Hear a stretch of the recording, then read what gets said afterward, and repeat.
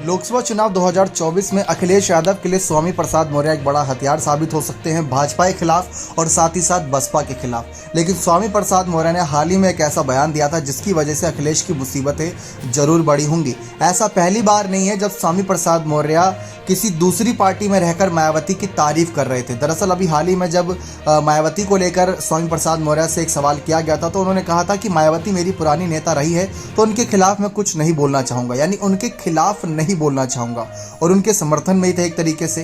तो ये बात अखिलेश के लिए बहुत मुसीबत पैदा करेगी। भले ही वो बयानबाजी करते हैं और तमाम बातों को लेकर आगे रहते हैं, लेकिन मायावती के खिलाफ बयानबाजी ना करना और मायावती की पार्टी में ही सबसे ज़्यादा वक्त उन्होंने बिताया था तो उनकी सारी खामियां जानते हैं, तो उस चीज़ को लेकर वो कहीं ना कहीं अखिलेश की मुसीबत बढ़ा सकते हैं। लेकिन जैसा कि हमने आपको कहा कि ये पहला मौका नहीं था जब किसी दूसरी पार्टी में रहकर स्वामी प्रसाद मौर्य ने मायावती की तारीफ करी हो। इससे पहले भी जब भारतीय जनता पार्टी में थे, साल 2018 का साल था, तो स्वामी प्रसाद मौर्य से एक निजी चैनल ने कुछ सवाल किए थे, लेकिन स्वामी प्रसाद मौर्य ने उस समय मंत्री पद पर रहते हुए यह कह दिया था कि सीएम योगी आदित्यनाथ से बेहतर बसपा सुप्रीमो मायावती की सरकार थी।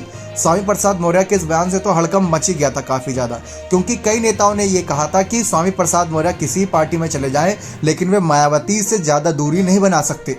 हो सकता है कल को बसपा में दोबारा जाने का उनका कोई चांसेस बने, क्योंकि बसपा की अगर बात करें तो लंबे समय तक बसपा का साथ दिया था। बसपा कई बार टूटी थी लेकिन स्वामी प्रसाद मौर्य हमेशा ही मायावती के साथ थे। उस समय स्वामी प्रसाद मौर्य को बसपा में मायावती के बाद दूसरे नंबर का नेता माना जाता था, लेकिन यूपी चुनाव 2017 के बाद जब बेटे व बेटी को बसपा से टिकट नहीं मिलने का संदेश मिला तो उन्होंने 2016 में बीजेपी ज्वाइन कर ली थी। ऐसा कई बार कई विश्लेषकों ने कहा है कि मायावती जानबूझकर अपनी पार्टी में कोई उनसे बड़ा नेता नहीं पनपने देती। अगर कोई आगे बढ़ने की कोशिश करता है तो उनको वक्त से पहले पार्टी का बाहर का रास्ता दिखा दिया जाता है।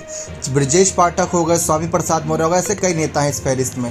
लेकिन आप सभी को बता दें कि जिस तरीके से कहा जा रहा है कि इसके बाद वह पडरौना से बीजेपी के टिकट पर चुनाव जीते, फिर मुख्यमंत्री योगी आदित्यनाथ सरकार में कैबिनेट मंत्री बने, लेकिन बावजूद इसके मायावती की तारीफ करने से बाज नहीं आए। और यही बात अब कहीं ना कहीं समाजवादी पार्टी में रहते हुए भी देखने को मिल रही है कि समाजवादी पार्टी ने उनको महासचिव की जिम्मेदारी दे रखी है।